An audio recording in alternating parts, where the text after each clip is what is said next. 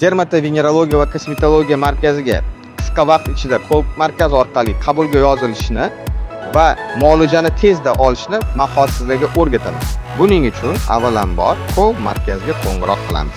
Assalomu alaykum. Menda bir muammoim bor. Yuzimda holim bor. Shu holimni oldirib tashlamoqchiman va shifokor ko'rigidan o'tmoqchiman. Nima qilishim kerak hozir? Ko'p markaz mendan pasportimning kopiyasi yoki JSH raqamini so'radi. Hozir menga SMS orqali bular Telegramga yozishadi va men bu raqamimni Telegram orqali ularga jo'nataman. 12:45 da shu hujjatni jo'natdik. 12:47 da bizga tayyor anketani tashlab berishdi va qayerga murojaat qilishimdan ko'rsatib qo'yishdi.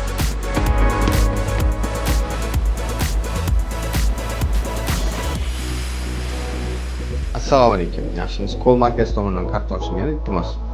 Shuni chiqarib berasiz. Chekni oldik. Endi buni tez to'lash kerak. O'chirib juda ko'p.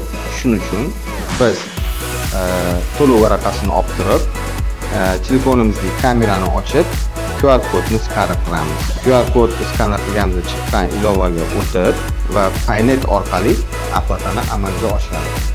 Mana Paynet orqali kirdik, tanladik, mana to'ladik. Atiga 1 va 2 ming vaqtdan qolgan. Endi shifokor oldiga yo'llanamiz. Shu holni anchadan beri bezovta qildik, sababli kelib tekshirtirib, agar ochilgan bo'lsa oldimiz. Albatta, buni birinchi navbatda dermatoskop apparatida tekshirib ko'ramiz. Agar buni rezultatlari nedostoverniy bo'lsa, kattaroq dermatoskop apparatida fotofaynderda o'lchaymiz. Xo'p, bu sizda qachondan beri? Bu bizga bir 10-15 yildan beri bezovta qiladi. Mana 10-15 yil bo'lib qolib chiqqaniga yo'q joydan qochib qolishni boshladi va sekin-sekin o'sib qoldi. Xo'p, buni hozir birinchi navbatda biz fotofaynderda dermatoskopda ko'ramiz. Bu nimaga?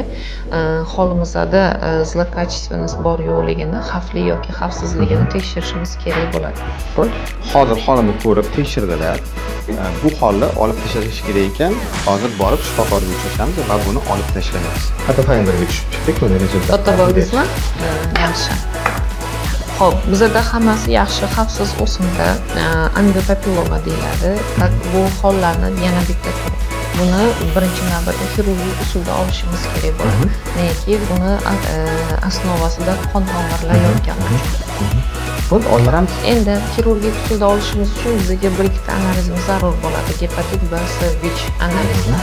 Yaqin orada tekshiruvlardan o'tmadi. Bir 2-3 kun oldin bo'ldi, analizni topshirdim. Hamma javoblari qo'limda. Taqdim etaman, javoblarim to'g'ri. Hurmatli fuqarolar, agar sizlarda shu analizlar yo'q bo'lsa, shu analizlarni topshirib kelsanglar, ishinglar tezlashadi. Agar bu analizlarni topshirish ilojisi bo'lmasa, markazga kelib turib bu analizlarni topshirasiz va analizlarning javobini 1 soat, 1,5 soat ichida olishingiz mumkin bo'ladi va tekshiruvni davom ettirasizlar. Bu analizlar menda bo'lganligi sababli men bu protsedurani topshirmasdan o'tib ketyapman.